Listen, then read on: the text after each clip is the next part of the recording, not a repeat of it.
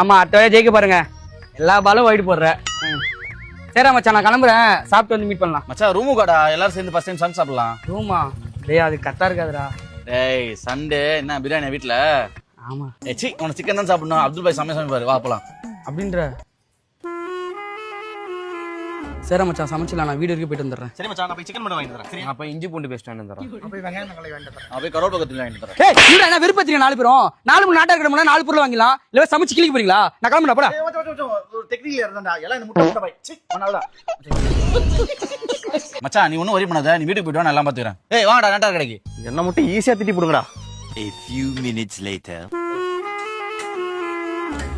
இங்க வா, வந்து பாய் சமையல் பாரு. இந்தாங்க சாப்பிட்டு பாருங்க. நல்லா கோயில்ல தேங்காய் பொறுக்கி மாதிரி பண்றீங்க. அப்ப எதுக்கு நான் இருக்கிறேன்? கான்ட்ரிபியூஷன் பார்ப்போம். டேனி 100 சாப்பிடுங்களா?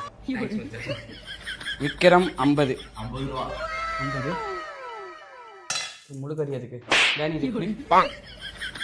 பாதி போடுவாங்க. பாய் 30 ரூபாய். வெறும் குழம்பு மட்டும் ஊற்றி நக்கிருப்போம்.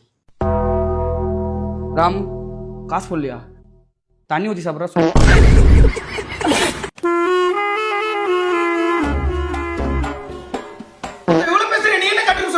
எங்க வீட்டு உப்பு